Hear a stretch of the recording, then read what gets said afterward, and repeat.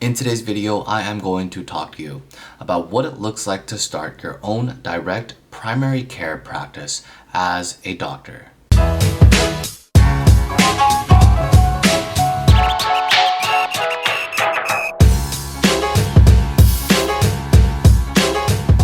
Hi, my name is Andrew. I'm the managing attorney here at Molay Law, where we help entrepreneurs just like you start your businesses without having to deal with the complicated legal forms. Our done for you service is backed by over 2,800 plus 5-star Google reviews, and we can help you start your business too.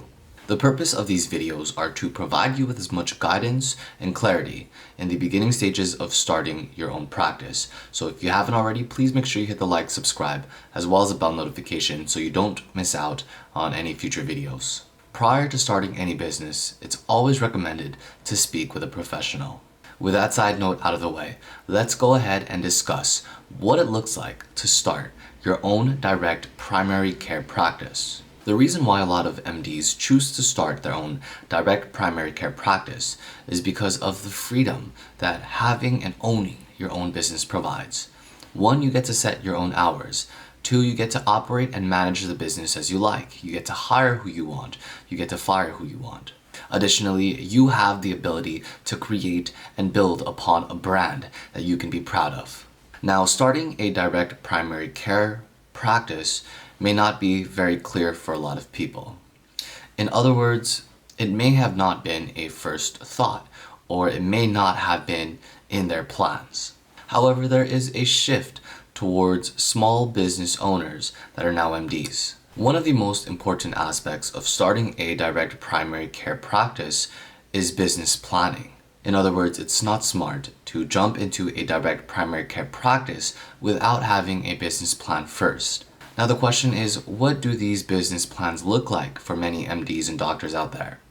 Typically, the idea of starting a direct primary care practice is something that an MD had always wanted to do. If this is the case, typically what happens is during residency, they use this time to not only meet their requirements, but they also use this time to make their business plan. This is a route that is very common for many MDs. What they do is during their residency, they start putting together the puzzle pieces. They start putting together the right team. If they need an accountant, if they need a lawyer, if they need PR, they start putting this group together. And as soon as they finish residency, they're able to hit the ground running. During residency, in addition to finding the right people, because again, finding the right team is one of the most important aspects of a business. If you don't have the right team, then it's very hard for the business to either succeed or grow.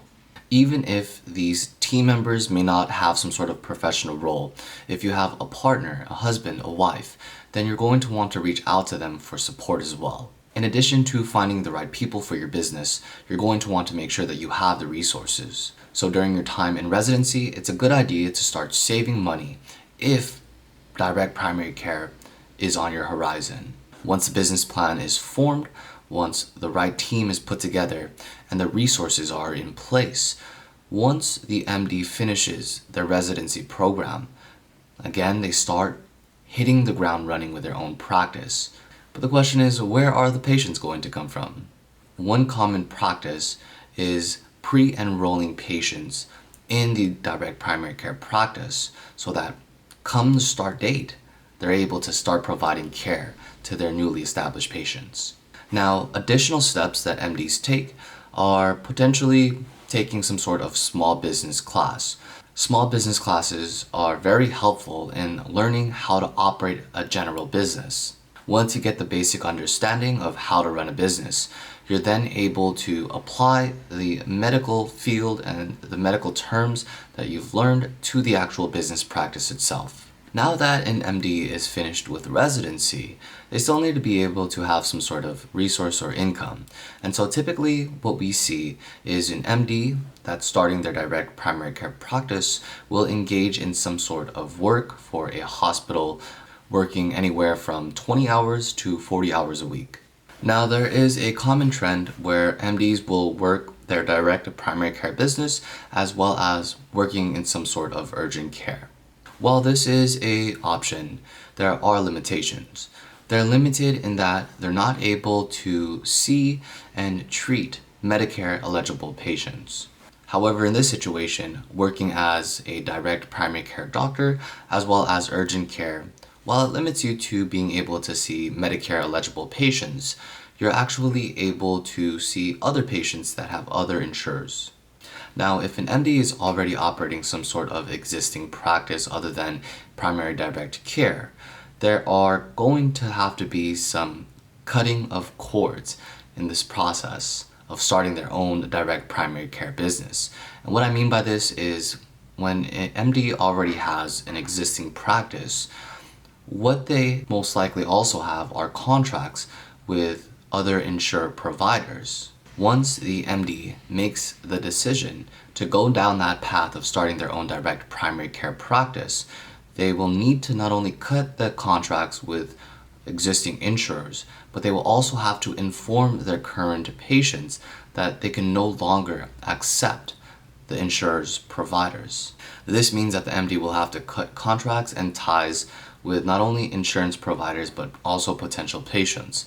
The MD will have to notify the patients that they will be moving to direct primary care, and if they want to continue working with the MD, that they have the option to then follow that MD into their newly established direct primary care practice. Starting a direct primary care practice is exciting. Making sure that you have a business plan ready, making sure that you're surrounded by the right team, and making sure that you take the right steps in order to train yourself to operate your own business is all essential to not only starting a direct primary care practice, but succeeding in growing one as well.